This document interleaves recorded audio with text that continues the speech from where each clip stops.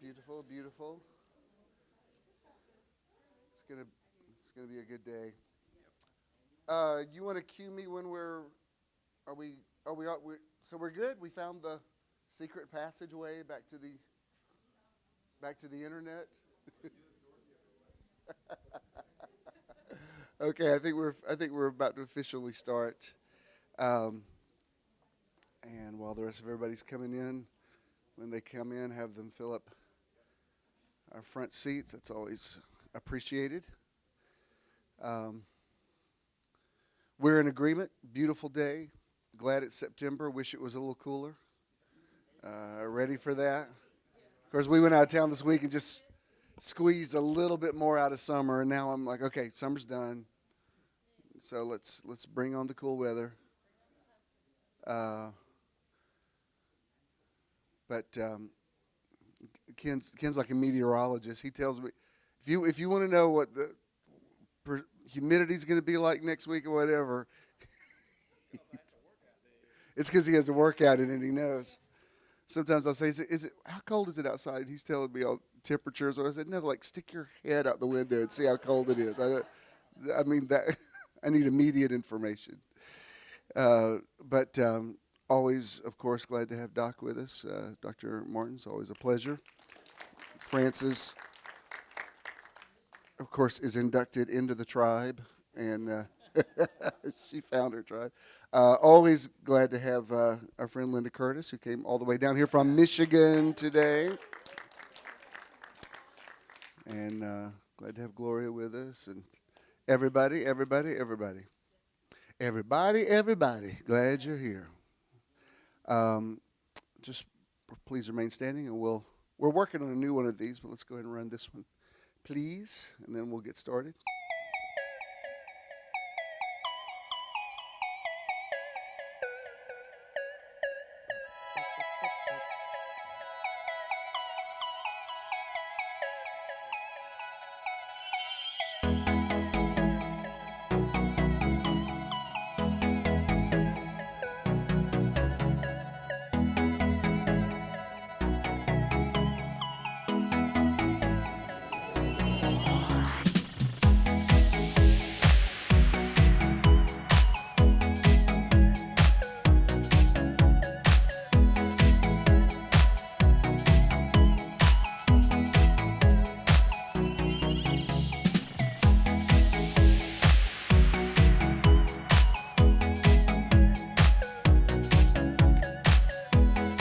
Good morning. Welcome to Metron. We're glad that you are here on this beautiful September morning in historic Midtown Atlanta. It's a great day. The strong vibrations, happy people who are on the same page, are already in one mind and one accord. It doesn't get any better than having the awesome Paulette Washington in the house with us. And she, of course, has slammed the entire month, and I'm sure today on this last Sunday will be no exception. And I've got a good word for you, and we've already welcomed our guests. So those of you who are logged on, our apologies if it took you a minute to find us the last couple of weeks. It wasn't our fault. It was something about Google Hangouts and YouTube, and some had to do with the Russians and the Antichrist and all kind of stuff. I don't know. I couldn't figure it out. But apparently the situation has been resolved. But people still streamed. Last Sunday night I went over to my folks, and Mom said, I enjoyed your message today. I said, I didn't think we streamed. She said, yeah, you did. I said, no, I think you were watching something from another week. She told me what I talked about, and I said, oh, excuse me. I didn't think anybody saw it. And so, it is all good. It is all good. Hopefully it'll get just a little cooler in here in just a moment. And we're in that little transition time of the year when they're not sure if they should run air conditioner or not. In my world, you always run the air conditioner. That's a no-brainer. Anyway, of course, we love Paulette, and she has slimmed down considerably, but she's still the same powerful person she always was in the spirit, and she can still bring it. And I know today will be no exception. Which, once again, will you welcome our Artist of the Month, the awesome Paulette Washington. Paulette!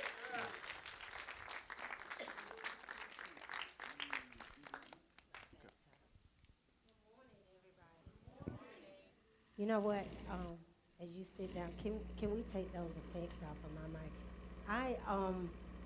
I want to give the sound tech a real hand clap. Y'all just don't know what they went through to accommodate me this week.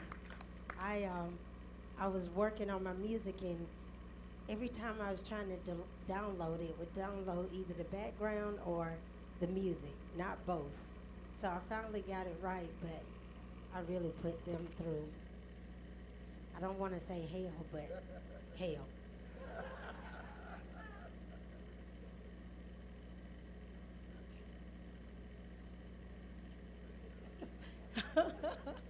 Oh, you know what? God is so good. My sisters are always looking out for me. But I just found a fashion tip from my young daughters that, Mom, to not be old-fashioned, you tip in half of your shirt so you can see your waist and you cover the rest. So my best friend said, pull your shirt out. So now I don't know how it looks, so I'm going to leave it out. So, but that's all right, though. But you know what? My daughters always tell me, they're like, Mom, just because you're getting old, you don't have to dress old. If you dress like we do, we can all swap out clothes. So I you know, that's the benefit of having a zillion kids.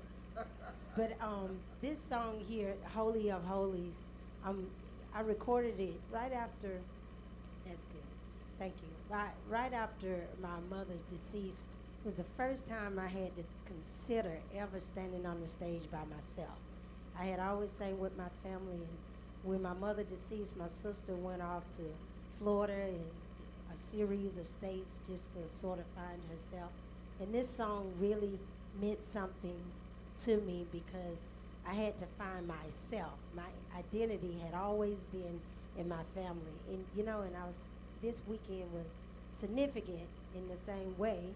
I've always been married and had kids, and now I'm finding myself again. So this song, Holy of Holies, it does that for you. Just sort of brings you to a moment to think about your own personal relationship with God and find out that your identity is individual and it's in Him. Amen. In the Holy of Holies, behind a simple veil, sat the Ark of the Covenant, where the Most Highest dwelled. Now only the high priest could enter therein to offer up a sacrifice for atonement of sin. But the veil was rent in an instant, revealing that holy place. For on a hill nearby, on a rugged cross, see justice met grace. Now I can go into the Holy of Holies. I can kneel and make my petitions known. I can go into the Holy of Holies. And although I'm just a common man, because of God's redemption plan, I can boldly approach the throne. Oh, the blood of sacrifices is no more required. For the blood of Christ, see, that spotless lamb has already paid the price.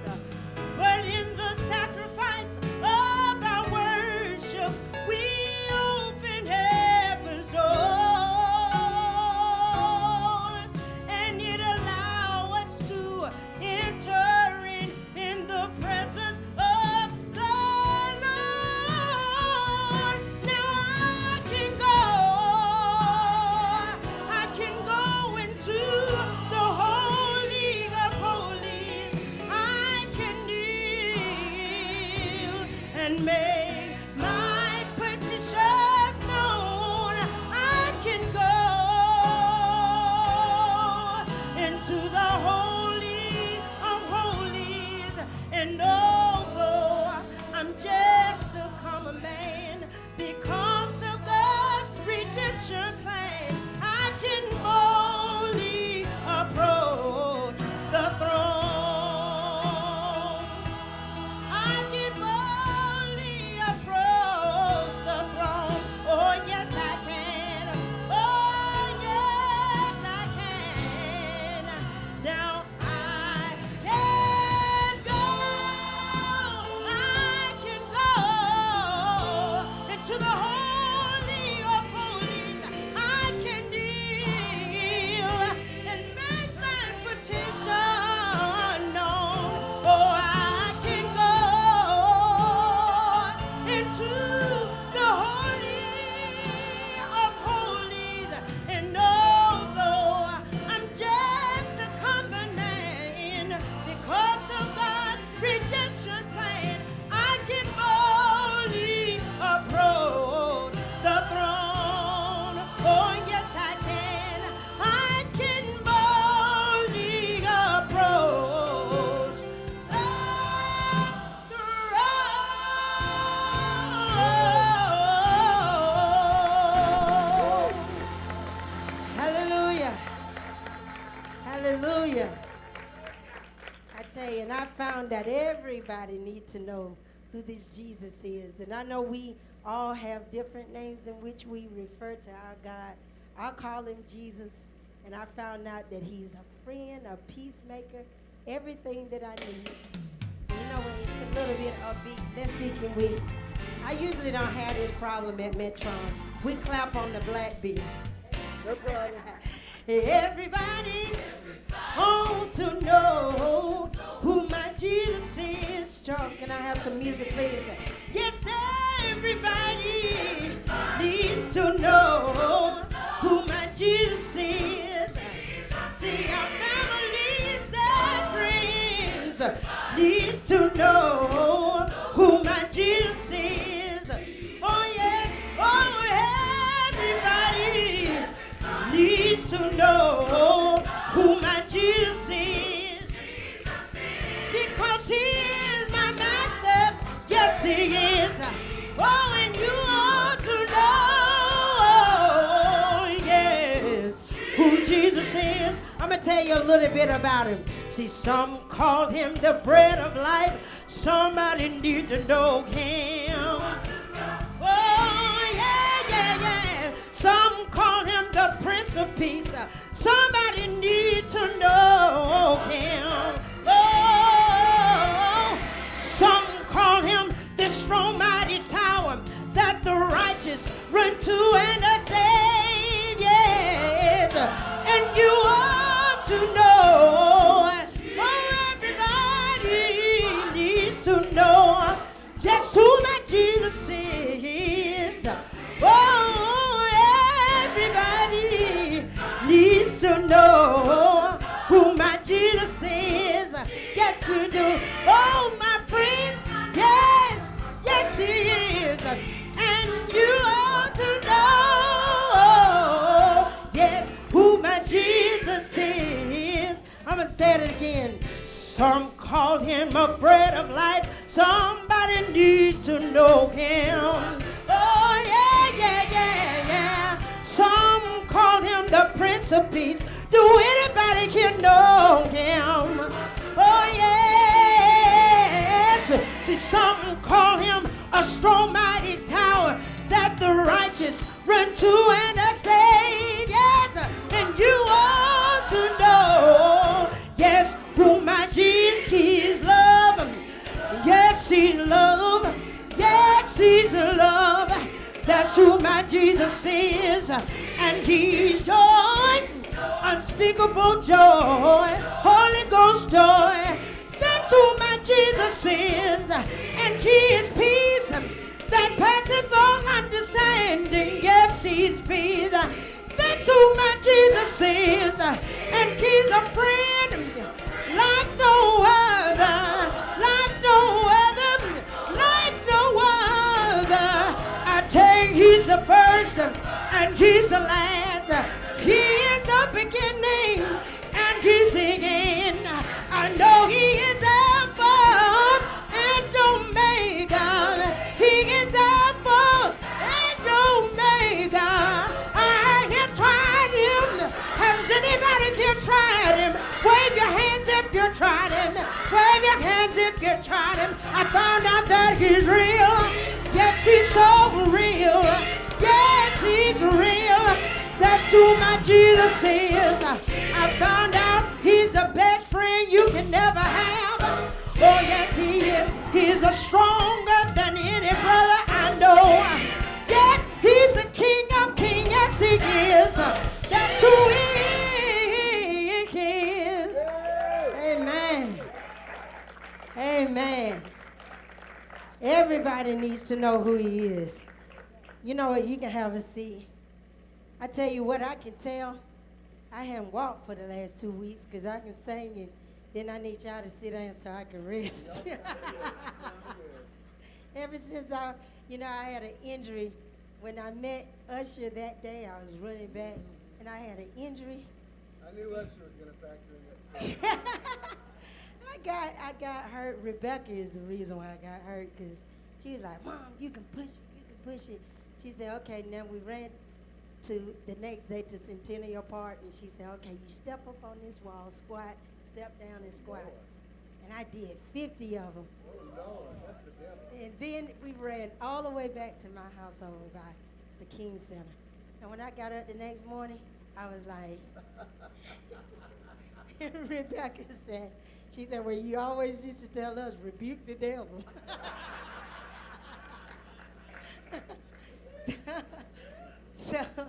So I was thinking she was going to go easy on me. She was like, no. She said, I tell you what, since you can't run on the roads, now we're going to do water aerobics. So let's go up into the YCMA. And you know what? She said, my son, I can't swim and I'm scared of water. So my son said, Mom, Manuel, and you have to get all human. But he said, Mom, don't worry. Whales don't drown. It may not be funny to y'all, but it is so funny to me. Because, I told him, I said, boy, I believe in miracles because you were so ugly when you was born.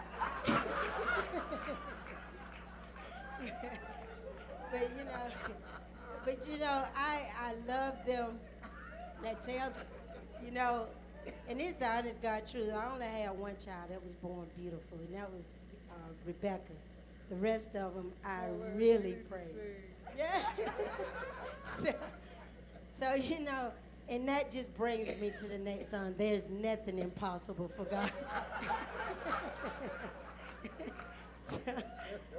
so, if you don't get it right at birth, you can before it's over with.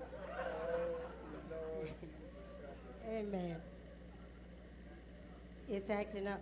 Okay, you know what? We can, on the track, okay, we can do another one. On the music that you have that is mine, I think you have on there, I got a testimony. The music that they really worked with me this week. I have my music and I'm trying to get it all in one technology, but technology keeps updating, and every time it does, my stuff was done years ago. I'm trying to bring it along, it don't work. But anyway, this still works to the testimony that if you don't get it right at birth, you can get it right later. Amen. You can put your hands together. Amen.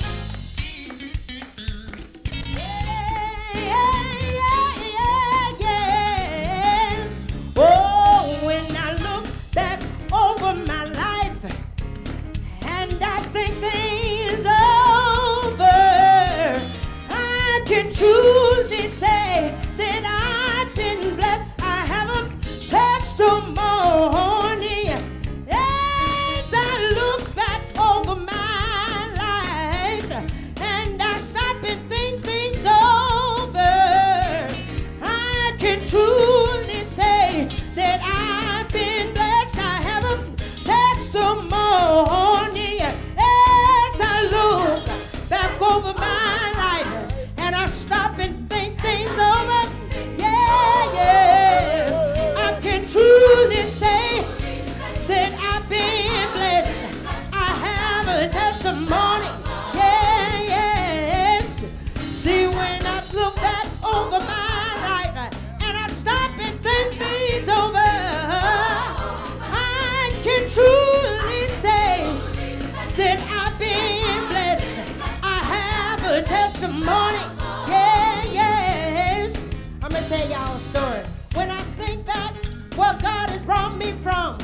from a young teenager all the way to here. Oh, my soul cries out to hallelujah, 'cause I made it. Oh, yes, I did. See, the enemy tried to tell me I was too young to understand what God had in store for me. But I put my hands in the winding chain, and the Lord, He has kept me as I look for the King over my life. And I stop and think things over. Oh, yes, I can truly say that I've been blessed. Yes, I got a testimony. Yeah, yes. Oh, as I look back over my life, and I stop and think where I could have been and where I am right now, I can truly say that I've been blessed. Yeah, yes, I have a testimony. Yes, I do. I have a testimony that God has been good to me. Yes, He has. See how He saved my soul. Yes, He did. See, He picked me up and turned me around, and He placed my feet on solid ground. When I think where I could have been and where I am now, I know it's nothing but the grace of God. It's nothing how He picked me up, and He gave me the mind of Christ. Now I don't know about you, what you came here to do, but I came here to hear the word of God this morning. And when I leave this place, I intend to make it life, because God is able. Oh, when I think about how good He's been and how He brought me from there to here, I got a testimony. Oh, yeah. Come here, William. Oh, I got a testimony. Yeah, come here. I got a testimony. I want you to repeat after me like we used to do in the old church, okay? All right, at the same speed, okay? Oh, I got a testimony that God is good. God is good. God is good. God is great. God is great. God is great. God is great. You can lean on Him. God is great. You can talk God is good. to Him in the morning. God is Oh, yes, and I truly say that I've been blessed. I could truly say that I've been blessed. I could truly say that I've been blessed. I have a testimony. Yes, I do. Yeah.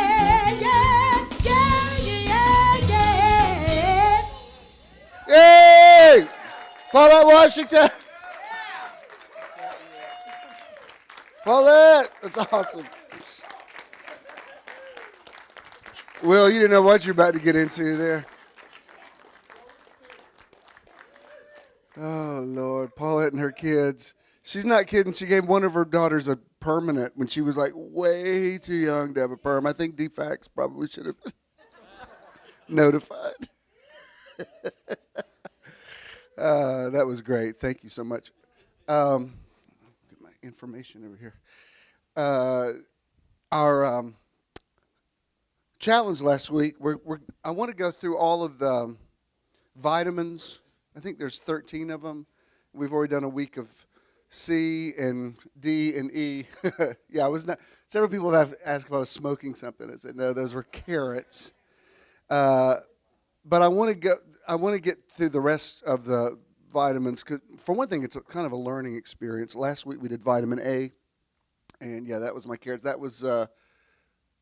It's an acquired taste, but that's a roots juice that's really good.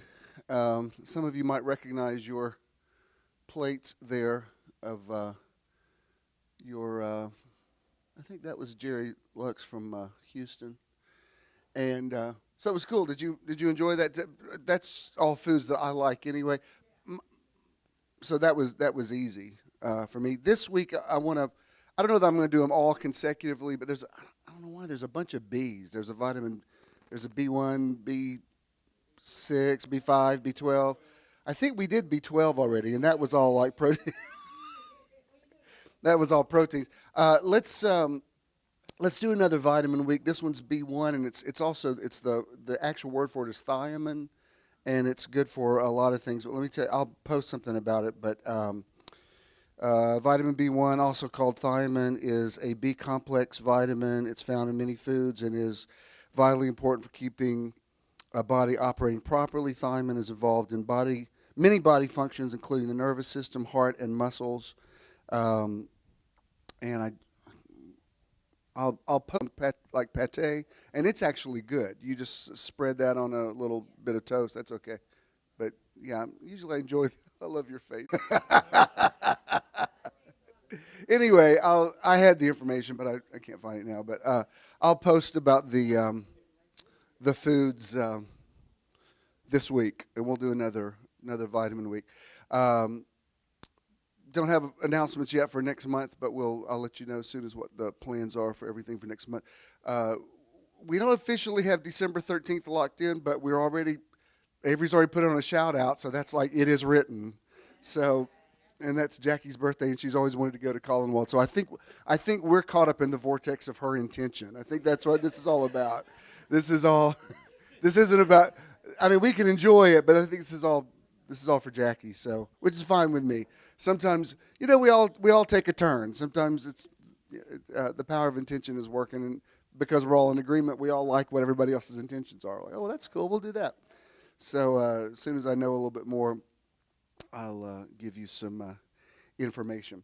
As most of you know, we went out of town this week. We've been on the 70-something tour this year. We're seeing all the artists that are 70 plus. We've seen Streisand, Dolly Parton, Diana Ross, Paul Simon. I saw McCartney a few years ago, but this year, and Elton John just turning 70. I think in the next few weeks. We saw him Wednesday night in Savannah, and that was great. It was a great concert. Everything you hoped it would be, and so while we were. For all the people that ask if Ken works for a living, yeah, he works like he's like the hardest working man I know. But in the job where he works, he's accrued a good bit of vacation time. So we're going to take it. And I'm never on vacation. I'm like, if I'm in the ocean counseling with people. I was counseling with people at the Elton John concert. I was like I'll get back to you as soon as possible. But no, it's not. It's fine. It's effective time management. I actually like it better this way. I prefer not having an office. My office is the world. So, no, it's all good. I'm not saying that to complain. I'm saying that, the more you do, the more you can do. We work hard and we play hard, and we enjoy it all. But while we had a couple of days off, we went to Hilton Head for a couple of days, and I want to show you.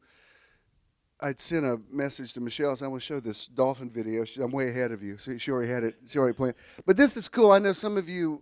I think you guys swam with dolphins before, and I know the Cold Glazers they're like for real scuba divers. I mean, like they go to the South Sea Islands, and Marty actually got knocked down one time by not he wasn't being aggressive. I think he was just the what do you call it? The force of when he's going through the water. But anyway, I wanted to do something Friday afternoon, so we chartered a little boat, and this was very cool. Everything's a learning experience, and we got out, and a storm came up, and it wasn't like a hurricane, but we were getting hammered pretty hard with the rain, and it's a small boat, and we're standing there like this, and I was like, "Go away, storm," and. The guy said, do you want me to just turn around and go back and I'll see if we can refund your money? I said, no, I think it's going to pass in a minute. And it did. And he also knew how to navigate around it, so we got to the other side of it. And this was really cool. They guarantee that you're probably going to see some dolphins because there's a lot of them there in the creek and in the sound. But so that's not that unusual. But he did say you never know what temperament they're going to be in. Sometimes they're very welcoming. Sometimes they don't want you in their space. And he said we have to take our cues from them. If they start spouting water out of the blowhole, that means yeah, you're in my territory. Well, we go out, and there he said he didn't say, I don't want to exaggerate. He didn't say I've never seen this. He said I've rarely seen them be this affectionate. As soon as we got out there, they just started gravitating around the boat. So that was really cool. And I said, well, do you think if I told one of them to jump out of the water, would it do it? And he said, if you could tell a dolphin to jump out of the water and get it on film, he said, I want you to go buy lottery tickets. He said, I've been doing this for 20 years, and I've seen them jump maybe 10 times. Basically, it never happens. So having said that, let me show you this. If you got video one, here's the first one. Let me show you what happened. This was really cool. They are polygamous, and Oh, are they? yeah, they Like one, do they call the males bulls? yeah, the males are called bulls, And they have like how many partners? Normally it's 4 or 5 males in a cell. I knew something was on with these dolphins. Yeah. Hey, they mate their entire life from the time they're calves. And so what is his harem or whatever it's called? They just hang out with him Yeah, you indefinitely? got a harem of calves and sows and other juveniles. I mean, right beside us to the right, like 2 feet. You can reach out and touch them all. Oh my gosh. So everything, all the The other bulls are they're still within the pod, but they're kind of on the outskirts, and it's a really, you feel froggy elite type society. That dominant bull position's open for anybody, anytime who wants to claim it. so all the terminology is like bovine. It's all bulls and No, it's not. calf. What do they call the females? Calves? I mean no, Sows. sows. Hey. Well, that's Hey there. okay. But the babies are calves. Yeah, the babies are calves. Hey. Right beside us, man. Right underneath the wall right here. hey. Goodness You just got gracious. blasted. All right, buddy. Stand there, Ken. Hey, y'all watch this and jump in there with them. Man. Dive right in and try We'll to let hold you on. go. What time you? See if you can hold your breath for 6 minutes. Yeah. They're absolutely loving on us. That's awesome. I'm glad you guys decided to stay out. Looks like everybody else Yeah, I know. run for it. Man, we're definitely being rewarded right now. But Did you hear what he says? They're actually loving on us. We're definitely being rewarded right now. And this is not common. That's just not We're trying common. to find every time when we can For ride real? with them, but Or is there, do you say that to everybody? I'm for real. Oh, that's cool. Well, that makes me feel good. I mean, 20 minutes ago, I was thinking, God, this might be the first guys I've taken out in 21 years that we don't see dolphins. I was like, what is our guarantee policy? I know we do have some sort of guarantee, but I haven't thought about it in so long. I don't remember what it is. And now we're surrounded by them. Yeah. Hey, you guys. How do you call a dolphin? Just talk to them, man. They're What's very up, you affectionate, guys? friendly, just like if you were walking down the street and you heard a lot of laughing and commotion and music partying going on from around the corner, what's your first instinct going to be? Right in front of us, I believe. You're going to want to look around that corner. So they're the same way. The more commotion and hooping and hollering and screaming they hear, the higher pitches the better. Has been proven that like children, the female voices are better than male voices. Because about 83% of what they say we can't hear with our ears. It's too high pitched frequency for us to hear echolocation. Hey. Come on. Hey! Come on back. Guys enjoying your first day of fall or second day of fall? Hey. Glad summer's over, having a little end of summer party over at the Plussy here. So what's the limit? The bull will have like how many partners? Like 4, 5, 6? As far as the size of the pod goes here, most it's of our called a pods pod. are Oh, okay. about 20 or less, and that's because of the fish that they eat. They live here year round. We've got over 300 what they call residential dolphins that don't migrate out from these areas. So their little extended family is called a pod. Yep. Okay. Exactly. And then basically, Hey, you guys, come on. Let me see one up close. on the left, it might be coming back. It might come back through. That's storm? Yeah, that's storm. Or it's just getting a lot heavier one, but the south end of Hilton Head now, look, that's over there where that water tower is to our left, guys. That's where the actually storm went. See, South we were Beach on the other Marina, like we side were of talking it. about earlier. Right. It's getting hammered right now. I mean, just look at how pounded South Beach is getting. Buckets and buckets of stuff now. But typically, I mean, they have a problem. Would have a problem with genetic defaults and whatnot, inbreeding, if they kept breeding in the same bloodline, they're mammals just like we are. So Right. they have these things called super potting events where there might be 7 or 8 pods of dolphin to get together for anywhere from just a few hours to. All right, now go ahead and show the second one. Y'all still with me? This is really cool.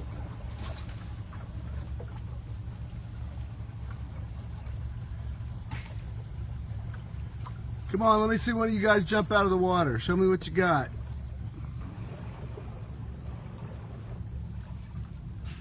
They do that and you get it on picture, Jim. We're buying lottery tickets as soon as you get off the boat. See what he said is if you can pull that It off, can it's a happen. lottery ticket. Good. Oh, I'm showing the bellies. Yep. Pink bellies. Do they have a way of, any possible way to estimate like what the population is around here, or is it just Yep. no way Every to 8 tell? years they do a dolphin census. Right. The Department of Natural Resources, the University of Georgia, the University of South Carolina all get together for an 8-month-long study. Wow. They come out here and do pretty much what we're doing now is they just compensate pictures and it's part of their marine biology course. But their dorsal fins are just like our fingerprints. There's 2 that are identical. Oh, really? So Huh. they'll identify them based upon their dorsal fins, and then. Oh, you got it. On Did you video. get it? Let's go get those lottery tickets. Nice. Nice. Do that one more Do time. it again. There Go! you go. Yay! Gosh. Insane. Come on, try it one more time. That's That's awesome. awesome. Do it one more time. I want to get a video of it. You look beautiful. You can do it. Come on. Jump up. Yeah. That's amazing. Come on. Where'd you go? Give me one more jump. Just one more. Come on, baby. So obviously, if you average it all together over the course of a season, I've probably seen them jump out of the water with my own eyes maybe 10, 15 times. Oh, yeah? Not that often you get to see that. You're welcome. Yeah. Look at that. There you go. Jump for me, guys. A lot of heavy action going on here today. It's awesome. Yay! Hey, come on. Do it again. Hey. Come on. Which way did you go? Yay! Hey. Incredible. That's so cool. You guys are awesome. Yes, they are. They're being amazing to us right now. But to see them jump in the wild, close to you like that, they're not trained for fish. They're not getting Right, supported for right. fish. This isn't They're doing it SeaWorld. because of the mating, but Right. they're showing off to one another and being playful with one another. But it's great. Yeah. That's fantastic. That was just cool because Ken took that at sunrise yesterday, and there was some going by there. It was just cool because he said it's just, it's so rare that they jump, and we got, I think I counted there were 5 in all. So that was really cool. It really turned out to be, I mean, everything was great on the trip, but that turned out sort of to be my favorite part, because it was just cool. Cool. What? Yeah, maybe what is it about the number 5? Grace, yeah, okay, cool, that'll work. All right, we speak into the atmosphere and we say, let there be light. This month we're talking about creative energy.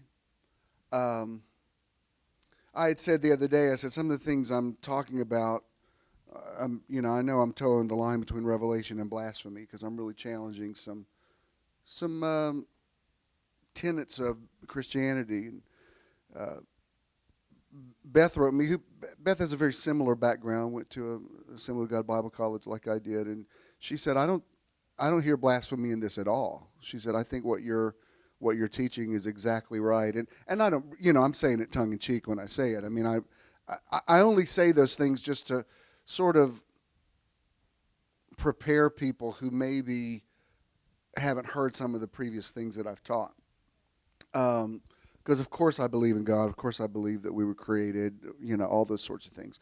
I also believe that the men who wrote the Bible were walking in the light that they had at their time in history, and that they would be the first ones were they standing here in the flesh to say, no, that's we said what we could understand in our time, but you're supposed to take it to the next level. It always interested me that when Moses and Elijah appeared with Jesus on the Mount of Transfiguration, they were like the now versions of themselves. Like Moses didn't appear with the Ten Commandments. He was post Ten Commandments. And it was interesting because Jesus, remember the disciples saw them talking to one another, and they were talking as they were now. So I love the Bible, but part of rightly dividing it is taking it out of time and understanding this is the part of it that's eternal truth, and this is the part of it that needs to be examined. And again, I am absolutely confident the Bible writers will be the first ones to agree with me on that. I'm only saying that to say what I'm teaching this month gives kind of a spotlight to John 1:1. That King James says, "In the beginning was the Word, and the Word was with God, and the Word was God." Now, if you're going to get really literal about things, you think, well, I thought God's a man, God's a spirit. And here John says, well, even the Word was God. It's a very metaphysical definition. Then you get into the Aramaic, and it says, in the beginning was willed action, and that willed action was God. So we're just sort of challenging our definitions of God. Yes, I will refer to God as Him, because I understand that men of old lived in a patriarchal world, so that's how they understood authority figures, was the father in the family. But as we have already taught, God is as female as He is male. God is everything. So the way Paulette phrased it today, she said, you can call Him anything. I call Him Jesus. And that I'm in agreement with that. That's fine. I mean, that is our paradigm. My paradigm is always going to be Christian. I'm always going to use the Bible, but I'm going to examine it. And I believe if it's true, you can put it under a microscope, and you can examine it. You can put it through the test. I love that scripture that says the word of the Lord is tried 7 times, and that to me means pick up that diamond and turn it to look at as many possible facets as you can. So, having said that, when we talk about creativity, we're specifically talking about manifesting the attractive life and talking about the laws of attraction. How do you live a life that is magnetized for blessings? When I look back over my life, I can say that I've been truly blessed. I put a Oprah Winfrey quote on my page. It says, the more you praise and celebrate your life, the more there is to celebrate in your life. And I completely believe that. I believe that it's not, well, it is bragging a little bit, but it's not an ego-centered bragging. It's let me show you how awesome my life is, and it's not to say that yours isn't, it's to say that yours is too. If you look at it the right way, if you see it the right way, I want you to see that yours is awesome. It's a waste of time to be jealous of somebody else's life, because the sun will shine on anybody that'll get out in it. And everybody's definition of prosperity and success, and it's all subjective to the person. What may be your definition of success may not be my definition. Like we had such a good time on this trip, and we're driving home, and I'm looking forward to getting home too. And I posted last night, I said, my definition of abundant life is I can go out of town and have this great, wonderful trip, but I'm not dreading to go home either. I love being at home. I mean, I thought the ocean was beautiful, and then when I walked in my loft last night and looked at the Atlanta skyline, just as beautiful to me. So I'm at a place now, and I hope you are too, I don't even have a favorite season anymore. Like, I'm excited about fall, but I loved summer, and I love winter, and I love spring, and time's going so fast, you might as well just enjoy it, because it's whatever it is, it's going to zoom by. Now, I understand for people like Linda who live in Michigan that really have to deal with hard winters, I can understand why you would, you maybe feel a little bit different about the harshness of winter. What I'm talking about is just the good parts of the seasons. I don't have a favorite day of the week anymore. I mean, I love every day. I love every season. I don't have a favorite place to go anymore. The world is my favorite place. It's all beautiful. Now, I will say this, as I have said before, I think there is something cosmically important about going to the ocean once in a while. There's something, I don't know exactly why it works, but there's something about actually putting your feet in the surf. I don't like to, I've seen too many Jaws movies. I don't get out there much anymore like I used to. I gotta see the bottom, like what just brushed by my leg, because I'm one of those people that just a little bit of seaweed going by, I'm like, Jesus, what was that?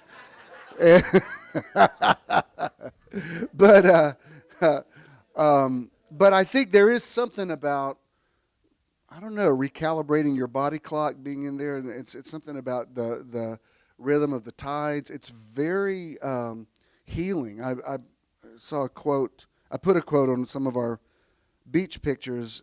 Somebody said, after walking on the beach, it's hard to remember that we live in a material world, and that really is true. There is something otherworldly about it. But there is something also very cool about going up to mountains. Something happens to me, especially in the fall, going up to higher elevations. It definitely affects my perspective on things. All of it, I think you should just go see stuff, is basically what I'm saying. I think you should get out of your driveway once in a while and go look at something and see something else. In the words of Ferris Bueller, life goes by pretty fast. If you don't take a day off now and then and look at it, you might miss something, and that's exactly right.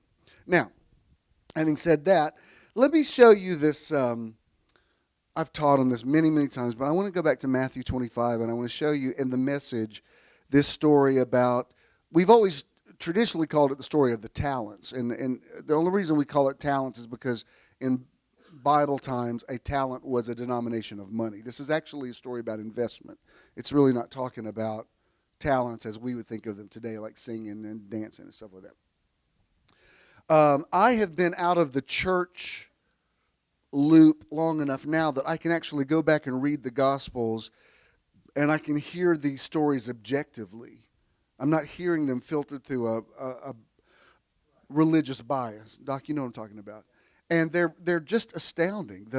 I could, like, if I was told you can never talk about anything but the Gospels for the rest of your life, I'd be like, okay, fine. I mean, that wouldn't be that much of an adjustment for me anyway. This one in particular, some of the things that Jesus said are just really radical. Now you could go back to Proverbs. And Proverbs will tell you things like, consider the ant, how that she stores food for her winter. Proverbs is very much about guiding your affairs of discretion. And you can get a lot of, of course, it's the wisdom books. Jesus comes along, and I'm telling you, you could really make a case for just throw caution to the wind. Jesus is like, take no thought what you're going to eat. I mean, that's not even really good advice, in the natural. Don't even worry about what you're going to eat. Your Father knows. I mean, Jesus, you could definitely make the case he was the original hippie. He says, look, if you're worried about what you're going to eat or drink, go sit in the field and look at a flower. That's what he says. He says, consider the lilies. I mean, that's not really smart financial coaching. He's like, your Father knows what you have need of. Now, of course, everything needs to be balanced. But even, this isn't what I'm talking about today, but that story, remember the story of the unjust steward? And remember his boss fires him, and he says, what am I going to do? He said, this is all I know how to do is be somebody's counselor. He said, I can't dig ditches. So he said, what am I going to do? And he really comes up with this scheme where he says, I'm going to call in all the accounts that my boss is owed, and I'm going to cut them in half. I'm going to say if they'll pay it back now, they just have to pay back half of it. That way, they'll like me because I saved them some money, but also my boss will like me because I got him some money. And, Jesus actually applauds him for doing this, which is kind of, I don't know that it's illegal, but it's definitely toeing the line of unethical. And Jesus says, he goes on to say, and this isn't what I'm teaching on, so don't go there yet, but he actually goes not only to commend the guy, and he says, guys like him are smarter even than the children of light, but he even talks about being an opportunist. He says, in the King James says, make to yourselves friends of the unrighteous mammon. the unrighteous mammon. In other words, meet some mafiosos and some drug dealers, people that got some cash, and be nice to them because you never know when you might need them. Somebody needs to pray for Jesus. Jesus needs to get saved. That's not what a Christian would say. A Christian wouldn't say, use somebody. And Jesus says, you know what? There's no point in burning a bridge. You never know when. Make to yourselves friends of the unrighteous mammon. Paul would have never said that. Paul was like, come out from among them and touch not the unclean thing. Jesus is like, go to their parties, drink their wine, be nice to them. You never know when you might need them. That doesn't even sound Christian. Now, I'm saying that to say on this one, let me try to hear this like you haven't heard it before.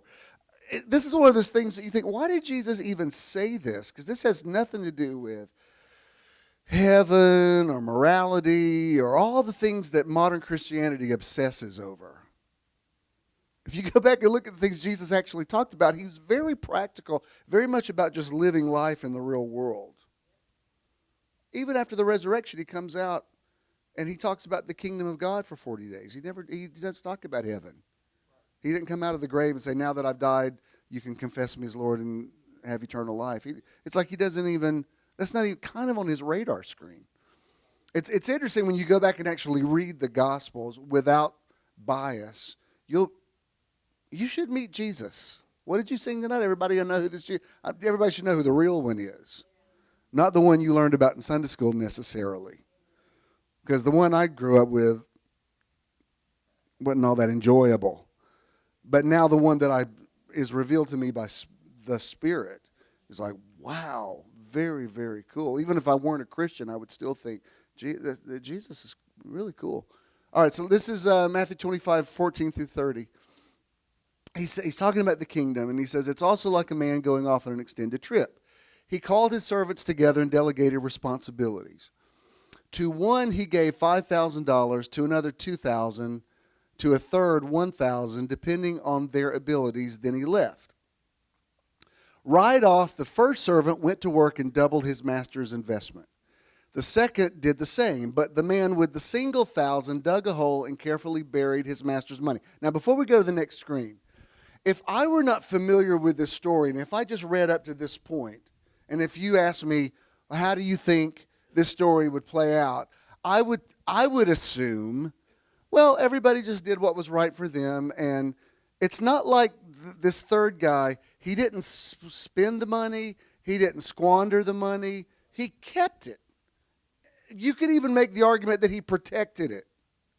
You could even go so far as to say that maybe he was the best one of the three because he played it safe. He didn't play the stock market or whatever, and so maybe he was the more prudent one. So if I didn't know this story and you asked me, how do you think this is going to end? I would think, well, I guess it's going to end. The master comes back and he says, everybody did good. Everybody did what was right for them.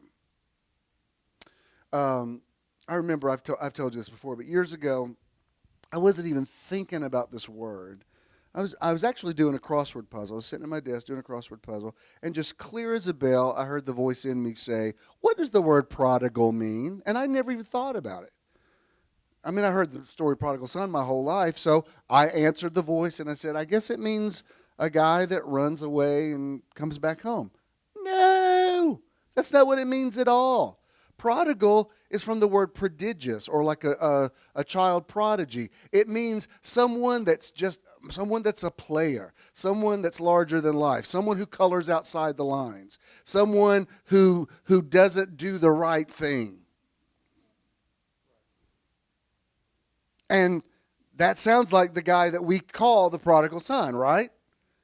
This guy, he's burning it up. He's living life in the fast lane. Then he goes to his father and says, look, if you have an X amount of money you've set aside to leave me when you die, I'm all about living in the now. So I'd really like you just go ahead and give it to me now. So I guess according to the laws at the time, the man does. He says, oh, this is what you're going to get eventually, so I'll give it to you now. And the guy goes through it in no time.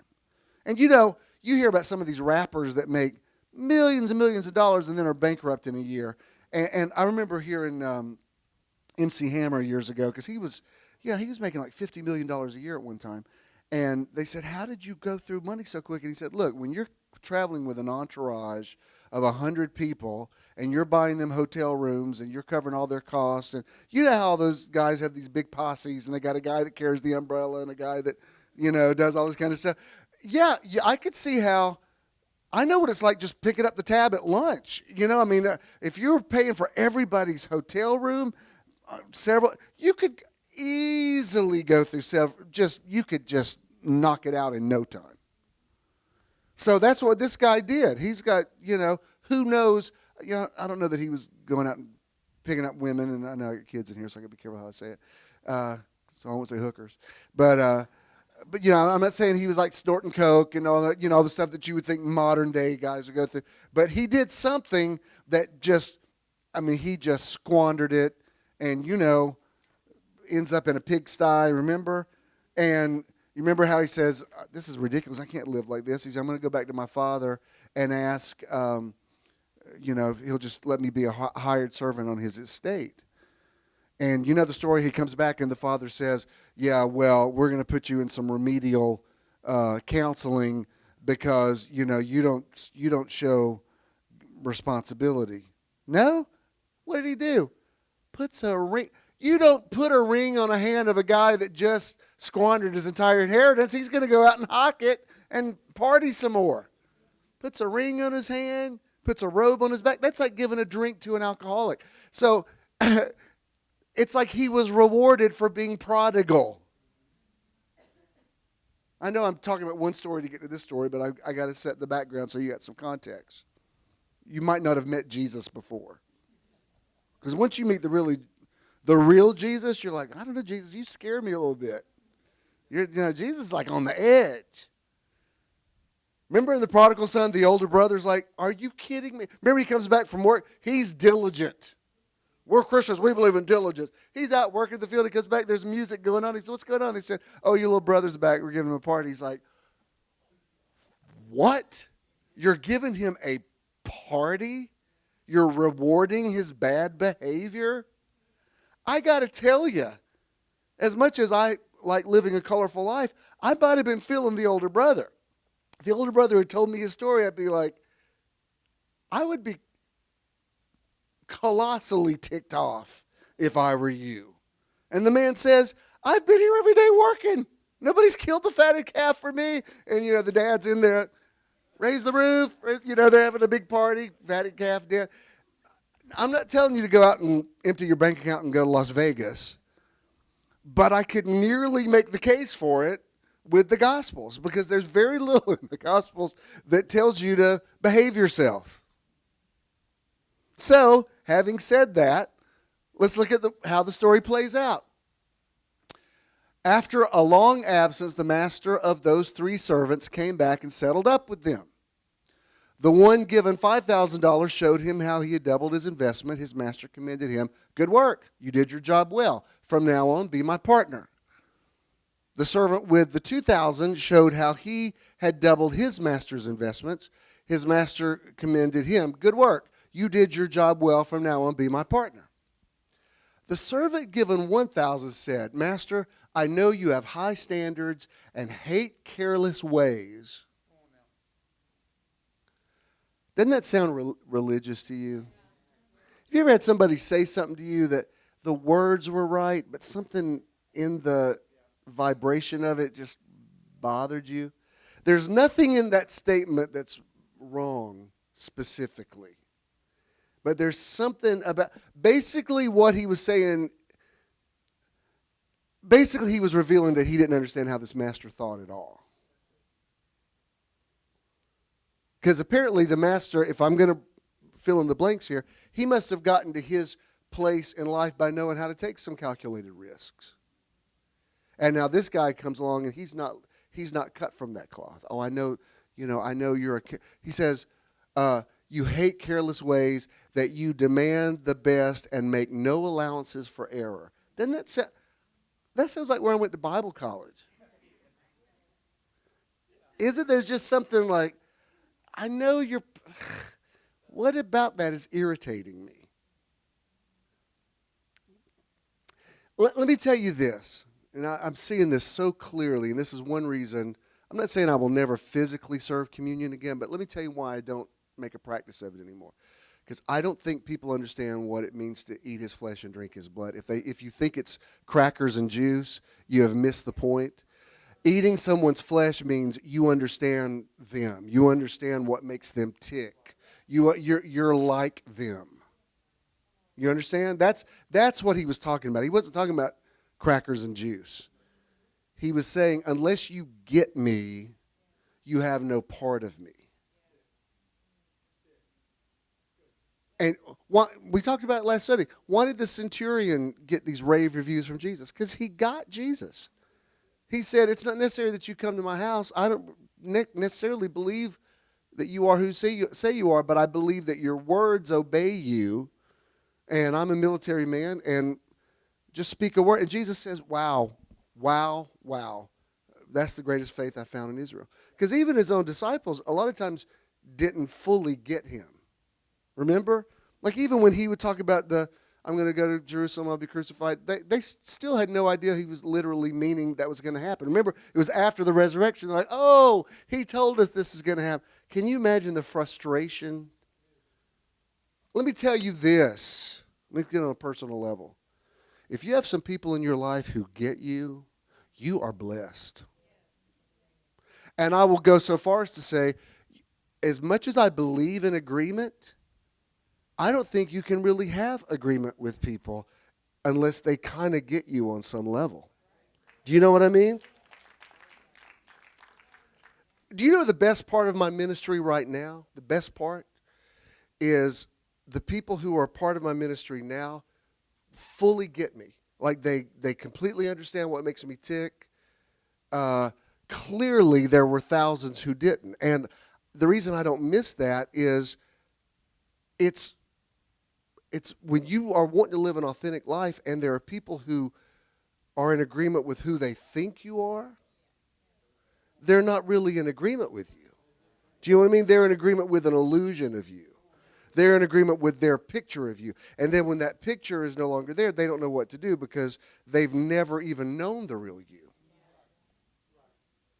The people who knew me, no matter what's happened in the last 6 years, they're like, well, I know you, so the facts of your life are kind of immaterial to me because I know you. And I will even say this.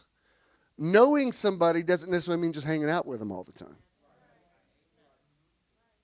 I've spent lots of times with people that I think, how have I spent this much time with you and you clearly have no idea who I am. Have you ever somebody give you a gift and you think, it's not that I'm ungrateful, but clearly you have no grasp of who I am. I know I've told you this for years, but it's a good pointer.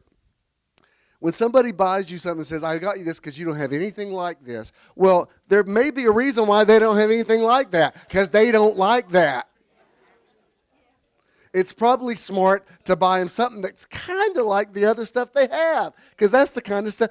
What really is great is when somebody says, oh, I saw this in the window, and I thought, that is you. And you're like, oh, you really know me. And I would tell it. I keep saying, and I'll tell you this. I must be subconsciously psyched for the debate tomorrow night. And I'll tell you another thing. Now I forgot what I was going to say.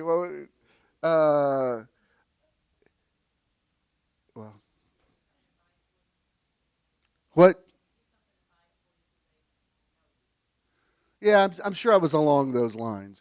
It'll come back to me in a minute. But it just reveals a lot about somebody when they.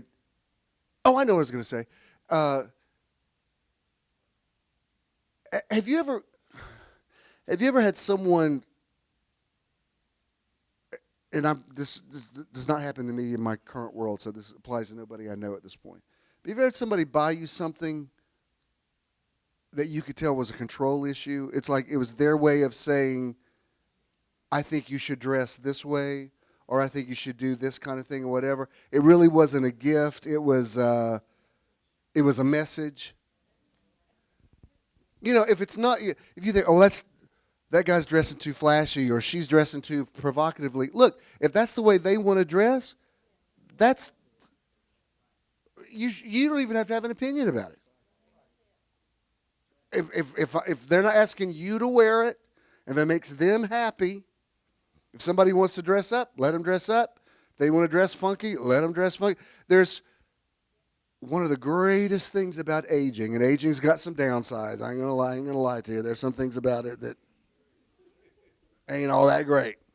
But one of the good things about it is you get to a place where you're like, in the words of Wanda Sykes, I'ma be me. At a certain point, like I would love for you to like it, but this is who I am. This is what I like. This is what I want to do. This is how I want to dress. And I'm not telling you what you should do, but I really need you not to be controlling me with gifts, because I can tell you're trying to impose your vision of who you think I should be on me, and I've outgrown that. I'm an adult, and not only am I set in my ways, I like my ways. I like the way they ended up setting.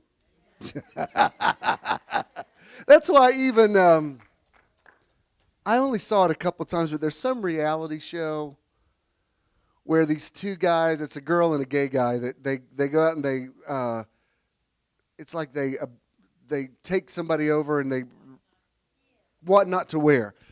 And like they'll find like some girl she looks all skanky or whatever, and her friends want to do an intervention, and you could always see their face when they come out of the dressing room like, I hate the way this looks.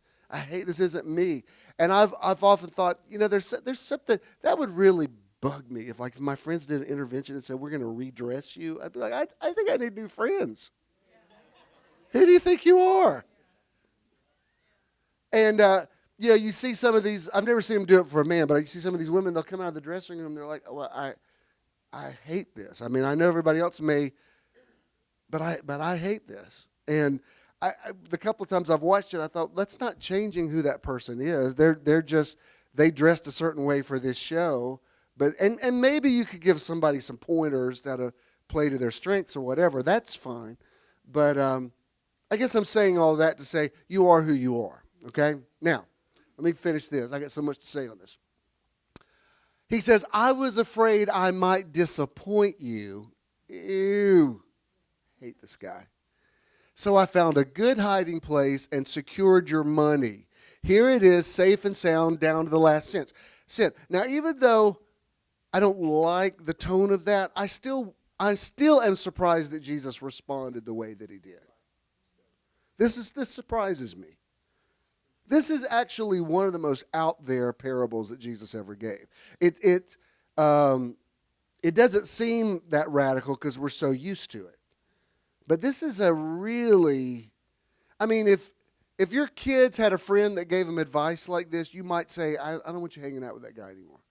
Because this sounds, well, let me show you. The master was furious. Like, what? Why would you be furious? He didn't steal your money. He didn't squander it. Why are you furious? The master was furious. That's a terrible way to live. It's criminal to live cautiously like that. If you knew I was after the best, why did you do less than the least? The least you could have done would have been to invest the sum with the bankers, where at least I would have gotten a little interest. And this is amazing. If you want to talk about Jesus the communist, you can make that argument. You can go to Acts chapter 2, and it says they all sold everything in common. If you want to do Jesus the capitalist, here's the flip side. He says, take the 1,001 and give it to the one who risked the most. And get rid of this play it safe who won't go out on a limb. Throw him out into utter darkness. Isn't that just astounding? Jesus says this man was furious because the guy played it safe. I could even understand if he was furious if the guy lost his money. It seems to me from the context, he would have been okay if the guy had said, I tried to invest your money, but I didn't get a return. I think the way this master thought, he would have said, well, you know what? At least you did something. At least you tried something. So I'm going to give you kudos for at least having a little something about you.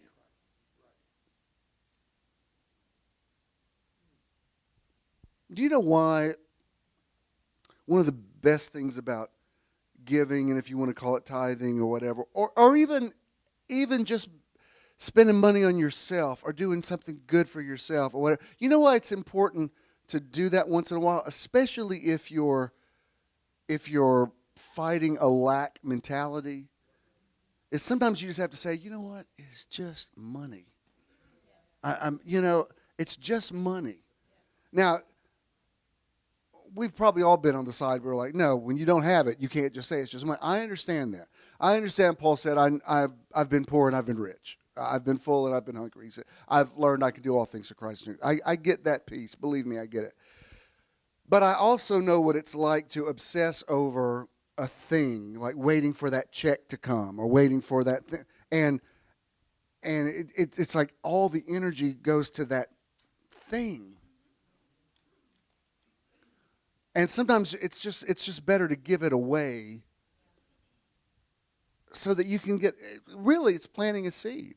Is really that you don't really ever give anything away. You plant these pumpkin breakfast bars that Sophia loves, and they're only out in the fall, and you can only get them at Trader Joe's. So they came over here to Trader Joe's yesterday to get the pumpkin bars, and when they go out in the parking lot, there's a woman out there saying that she's hungry, asking for money, and Christina says, I don't have any cash on me.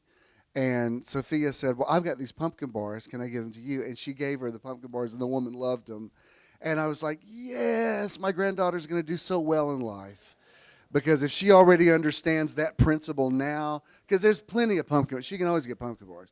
But I'm so happy that she already at her age, she's already, in advanced classes and reading on a much higher grade level than she's in. So I know she's smart. But to know that she's a giver, I'm like, oh, whew, she's going to be okay. There's always a thing that you wait for here from your kids. If your kids are real fearful and they're real stingy and they're real, you need to pray for your kids. Because you have to learn, you have to teach them, if it only by example, that, you have guide your affairs with discretion. I'm not saying you shouldn't have a plan and have yes, I believe in insurance and life insurance and 401ks. I'm not saying you shouldn't have retirement plans. I have one. I'm not saying any of that. I'm just saying once in a while it's okay to order dessert, for crying out loud.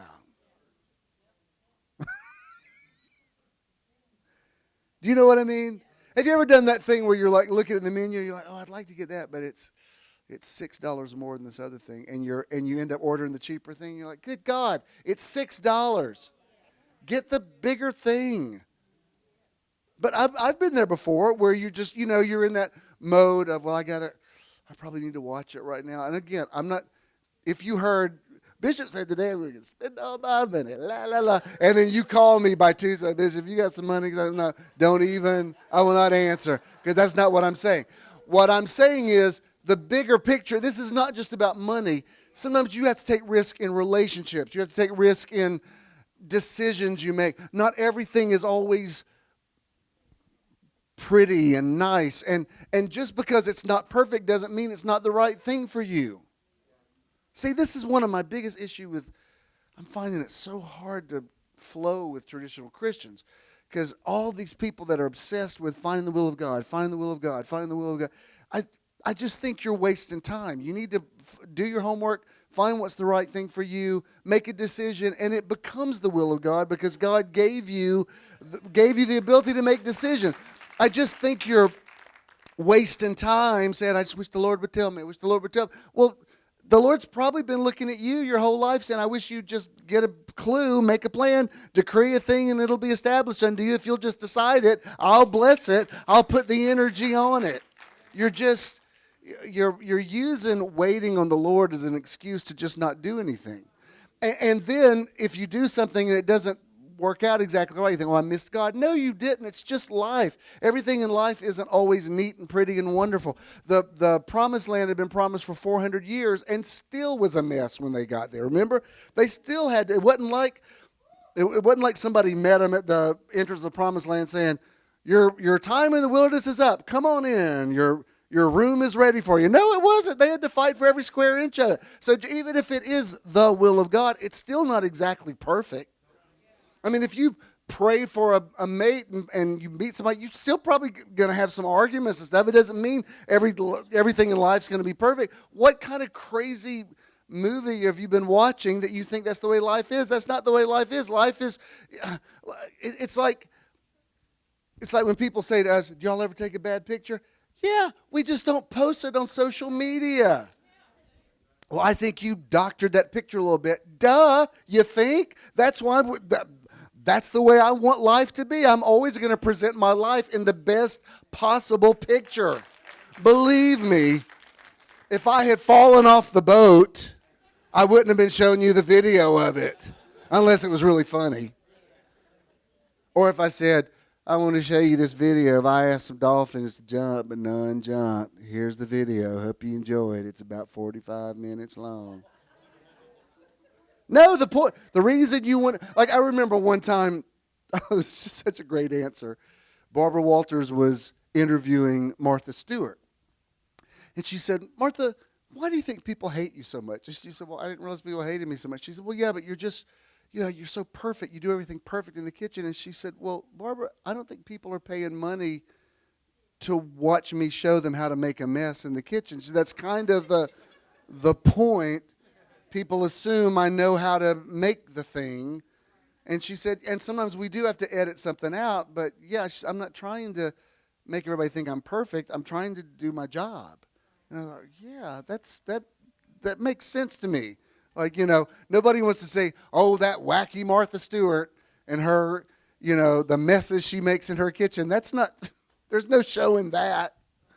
So, yes, of course you're going to edit your story and work on your picture a little bit and tell it the best possible way. What? Yeah, exactly. All right. I like this quote. I've used it before, but this is one of my favorite quotes.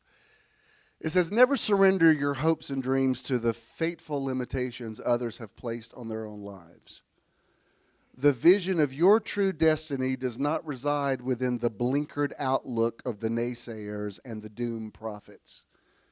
Judge not by their words, but accept advice based on the evidence of actual results. Do not be surprised should you find a complete absence of anything mystical or miraculous in the manifested reality of those who were so eager to advise you. Friends and family who suffer the lack of abundance, joy, love, fulfillment, and prosperity in their own lives really have no business imposing their self-limiting beliefs on your reality experience. Can I get a... But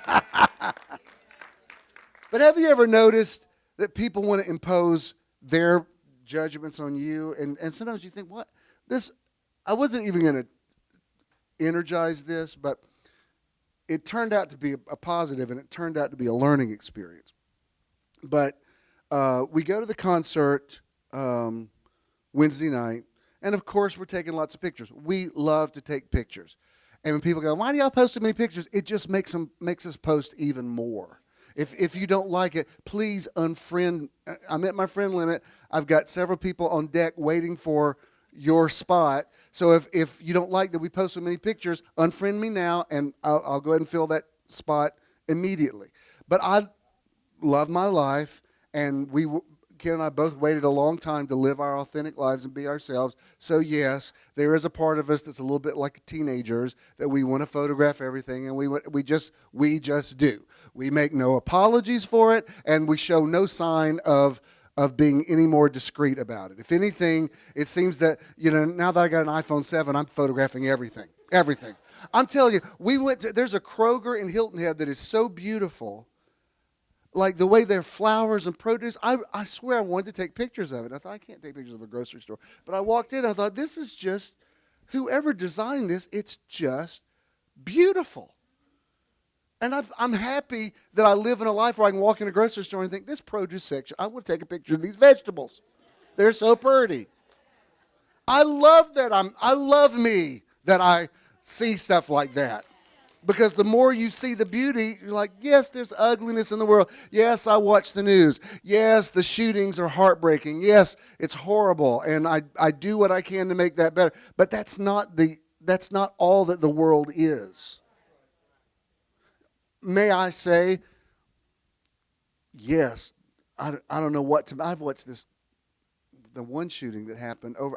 I still can't figure out what's going on there. Like, you know, where the woman videoed, because I can't make heads or tails of it. And yes, that's horrible that's going on for the community of color. But you know what also happened yesterday? This amazing African American museum opened on the mall that people going, well, that was Barack Obama. No, that's been in the works long before Obama became president, and it's fantastic. I didn't realize. Friends of mine were posting pictures of it lit up at night. It's spectacular. So yes, you could look at the negative, but you could also say, wow, there's a time in this country that would have been impossible, and it's right. Now you cannot look at the Washington Monument without seeing the African American Museum. I'm like, well, okay, you can't get any more high profile than the Washington Monument. That's about as recognizable as you're going to get. So I'm saying that, yes, there's always something negative you can look, and I'm not telling you to deny it or act like it's not there, but whatever things are just, whatever things are pure, whatever things are lovely, whatever things are of a good report, if there be any virtue, if there be any praise, think on these things. But anyway, so we went to the concert, and we took pictures, and it was great. We got something to eat in Savannah, and then we walked around, and Savannah's so funny. This guy on the street was so drunk, and he stumbles up. He goes, y'all know where a bar is? And I said, buddy, I don't think you need a bar. He said, you tell me. And I could tell he must have already been, I'm sure some bartender already cut him off. And I said, all right, there's a pub right down there, but please, are you sure? And I could tell I was ticking him off. And all right, there's a pub. I said, please be careful. He glared back at me. I said, I know, but you're like really, you could be in trouble. I don't know how you're going to get home, but not my business. All right, God help him. So I post our picture. I go to sleep, wake up early in the morning, and some guy has posted he's not even a friend of mine. I've never met him. He was a friend of Ken's on Facebook.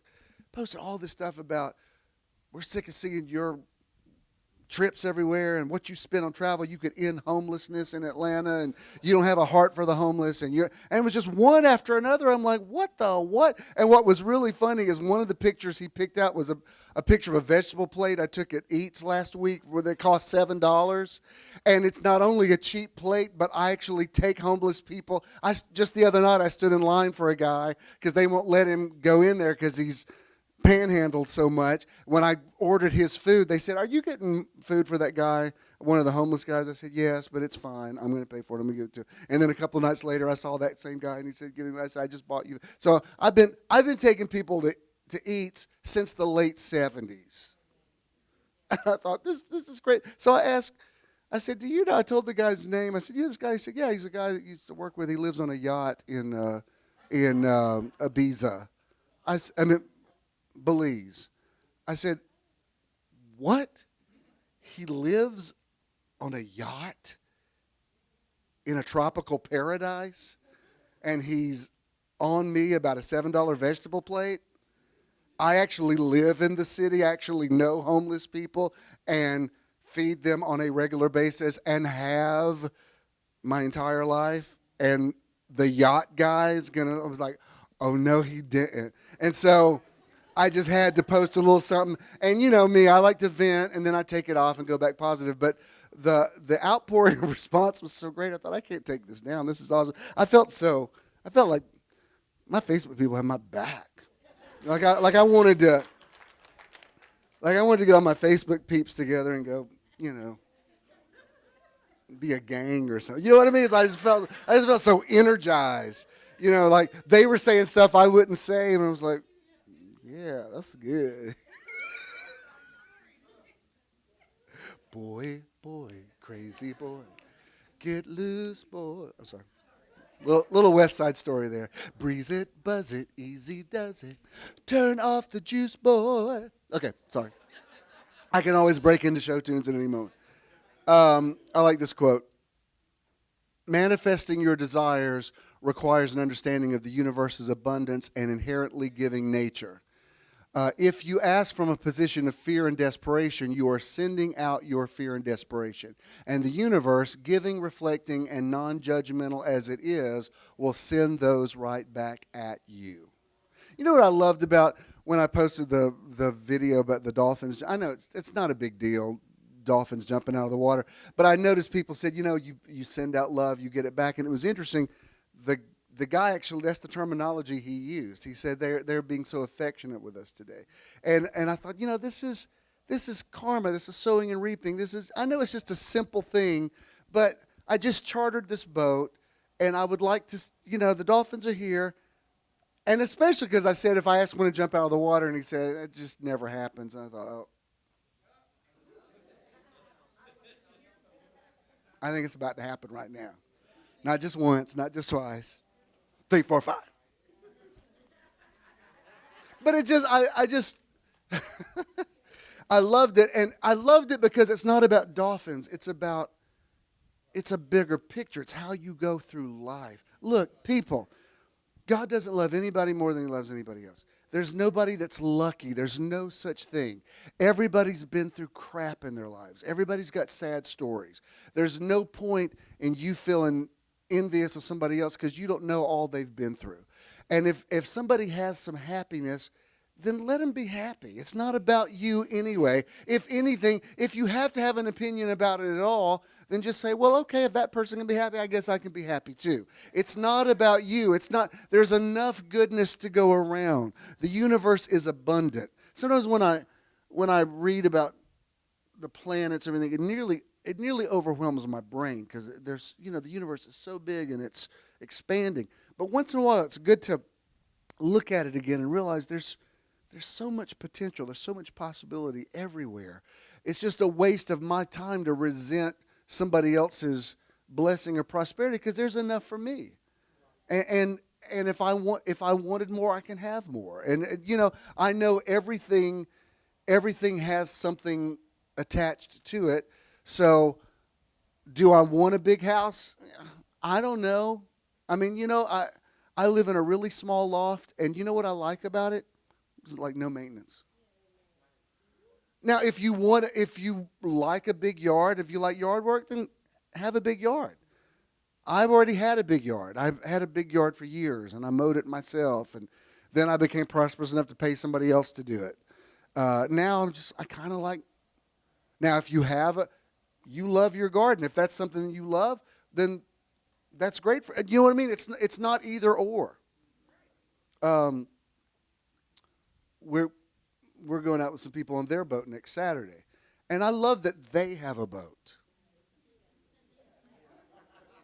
I love that I have friends with a boat because I don't want a boat.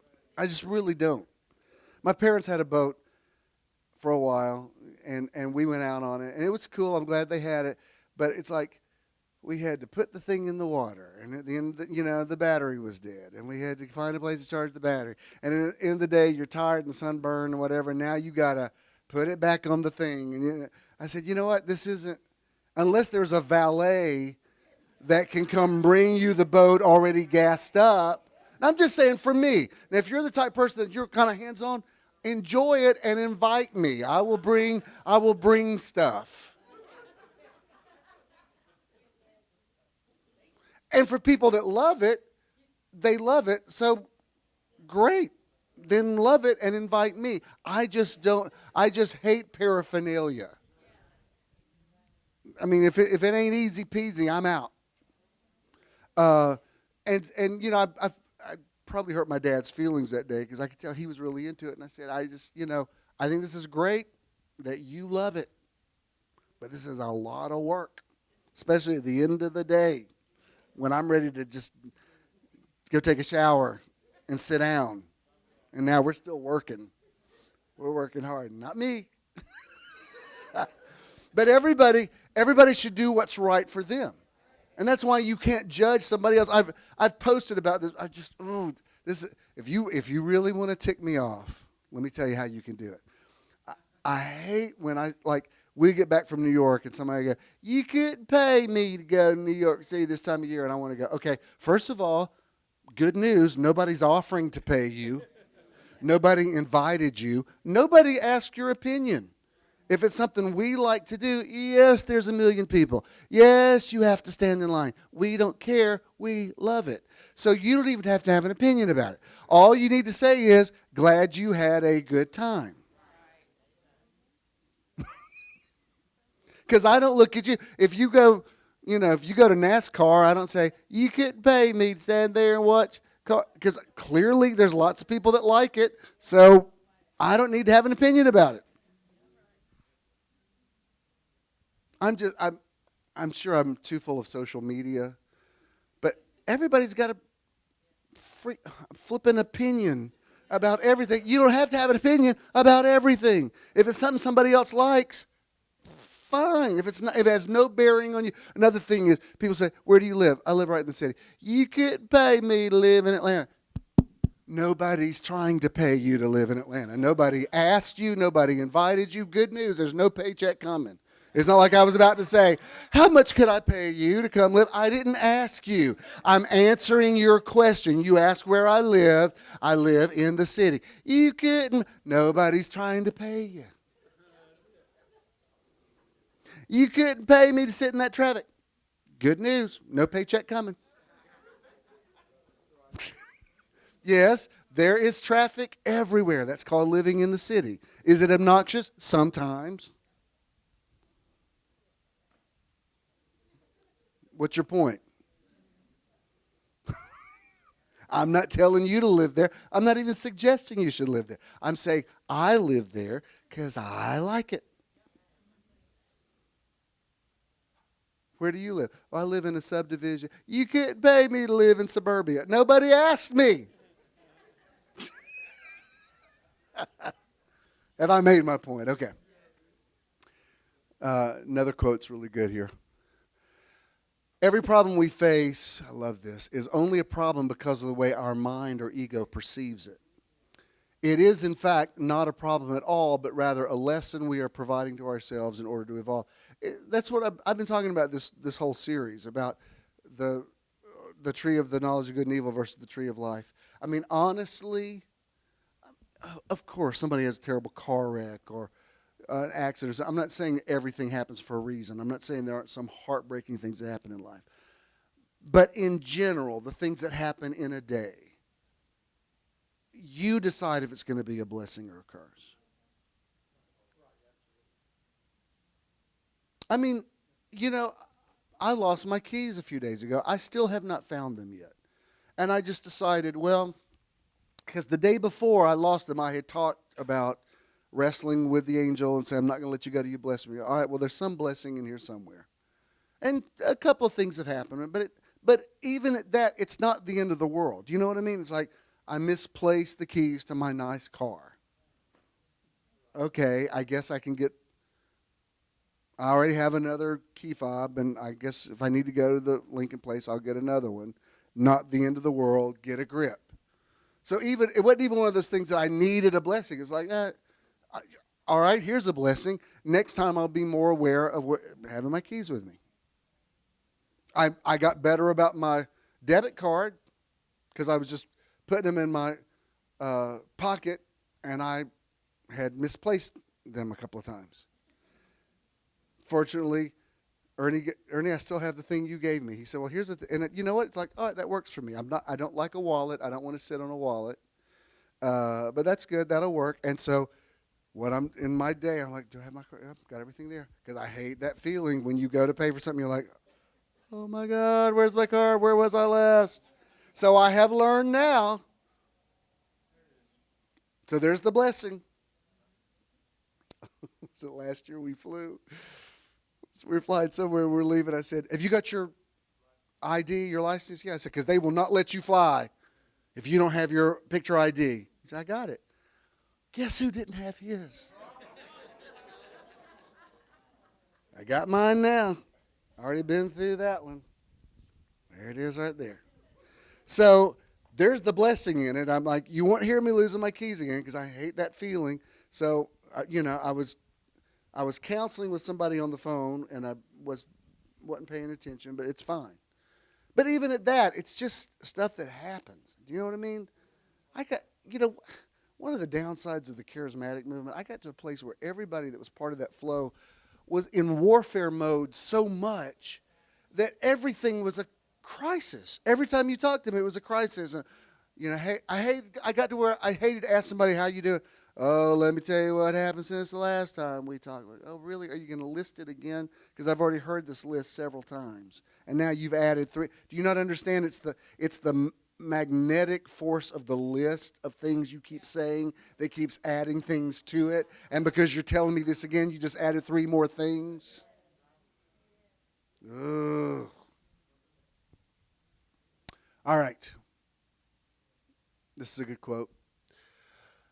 The great trouble with all of us who are struggling with unhappy or unfortunate conditions is that we have separated ourselves in some way from the great magnetic center of creation. Man, that's good. We are not thinking right, and so we are not attracting the right things. Think the things you want. The profoundest philosophy is locked up in these few words. Think of them clearly, persistently, concentrating upon them with all the force and might of your mind, and struggle toward them with all your energy. This is the way to make yourself a magnet for the things you want. But the moment you begin to doubt, to worry, to fear, you demagnetize yourself, and the things you desire flee from you. Have you ever seen, like with a magnet, you turn it the other direction and it repels the very thing that the other side attracts? I mean, have you ever heard somebody say something, I just can't catch a break? You ever heard that? Well, you need to remagnetize yourself. And the things you desire flee from you. You drive them away by your mental attitude. They cannot come near you while you are deliberately separating yourself from them. You are going in one direction, and the things you want are going in the opposite direction. That's why, to me, every little confirmation I get, something we were talking about even last night, and I said, I don't know how that's going to happen, but I tell you this, I told dolphins to jump out of the water, and they did. And it just made me feel a little more powerful. I thought, well, I guess I can just speak to things and stuff happens. And once in a while, you have to remind yourself of like, well, that happened. So I guess I could say this, and that will happen. I mean, it really is that simple. One more quote, I think. If you don't value yourself, you're not going to draw valuable things into your life. That's simple, but that is so true. We don't get what we want, we get what we think we deserve. That's why when somebody blesses you, you just say thank you. And just say, well, apparently this person thinks I'm valuable enough to bless me. So, because if you stand there and argue with somebody, it's like you're saying they don't know what they're doing. And we've all done that. You know, you've been trained to open a present. Oh, you shouldn't have. Why? Why shouldn't they? Why would you say you shouldn't have? Why can't you just say, oh, that's awesome that you did. I'm not mad if you didn't, but wow, you did. I love that. Just all you need is thank you. Just thank you. Thank you is important, you know? I mean, Ken brought me coffee this morning. I thought, and he always does when in the mornings we're together. And I think, well, I never want to take that for granted. Like, wow, thank you. Yes, I could walk in the kitchen and I could put the thing in the Keurig. I mean, I know how to do it. But wow, it's just really, there's something about somebody putting some love in that cup of coffee and saying, I did this for you, yeah, it is meaningful. So I will never not say thank you. I will never not appreciate it because it's the same. Like, everything's everything. Do you know what I mean? The cup of coffee is just a few notches away from the $1 million something that somebody's going to give you. It's just somebody blessing you. What did Jesus say? Good measure, pressed down, shaken together, and running over. Shall men give into your bosom is like it's the way the garments had like pockets in them. It was like a built-in sort of satchel that was in the robes. And he said, people will give into that. That's not being opportunistic. That's being magnetic. And it's not just about money. It's about blessings. It's about people saying, I don't know why I want to do this. I just want to do this for you. My whole life, I have seen this principle. I mean, I can't tell you how many times something would happen. I'd be locked out of my car, and I'm trying to open, and it's just, I don't know where they come from. Somebody walks and goes, "Let me help you with that." And I mean, it's happened my whole life. Somebody will just always be there, especially if I'm very frustrated with it. I think, oh, thank you so much. Blanche Dubois' famous line from A Streetcar Named Desire is, I've always depended on the kindness of strangers. And that's kind of what Jesus was saying when he said, people will just give to you just because you'll be so magnetic. People just want to bless you. And it's not just about money. Maybe they just want to open a door for you or put in a good word for you or whatever. All right. I obviously love to talk about this stuff because it's hard for me to shut up. But this is so obvious. I love that Winston Churchill said this. He says, you create your own universe as you go along. I know that's just simple, but I love that quote because that's exactly how it works. It's give us this day our daily bread. Stop obsessing about your life. Stop obsessing about your old age. What's going to happen to me? I'm going to be alone. Who's going to take care of me? I'm not going to have enough money. You're obsessing over stuff that may not ever happen. Half the stuff I've wasted time worrying about never even happened anyway. It was just a colossal waste of time. Jesus said, take no thought for tomorrow. I don't have all the details for the Christmas party, but I promise you it will work out. I promise you it will be fantastic, just like they always are. And I've never known fully how everything was going to work out, and they just always have. They always did. They always will. It's just little things. There's no point in obsessing. What are we going to do about this? When you get there. One thing, it used to drive me crazy, and Mom, if you're watching, here's kudos to you.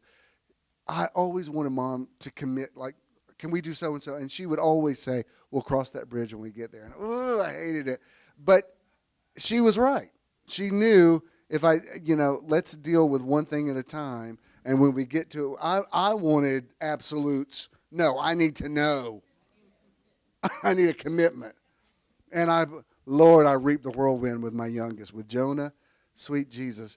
If Jonah ever just casually said, can we go skiing this winter? And if I said yes, then from then on, every morning when you wake him up for school, are we going skiing today? I never saw a kid with tenacity like that. And I got to where I'm not going to promise him anything because you're going to have to deliver. And he was like a little Johnny Cochran. He would remember, like, is it true, Mr. Swilley, that on the morning of June 12th, I believe we have a statement here of you promising that we're going, like, really? Good Lord. You're 7. Stop it. But there really is a truth to that. Like, you cross each bridge as you get to it, and you're creating your universe as you go along. I don't need to see the future because I'm not wondering, like, well, what's going to happen? What's going to happen? Because I think the future's in my mouth. It's in my mind. It's in my. I don't need a crystal ball. I need, if anything, the future is looking into me, saying, "What are we going to do? What's going to happen?" And I want it. I want this. The third act of my life. I want it to be the best yet. And that's not just saying, well, I don't know, God's up to something, something's going to happen. No, it's like I know it's going to be good because I'm speaking it every day. I'm creating my universe as I go along. I am living the attractive life.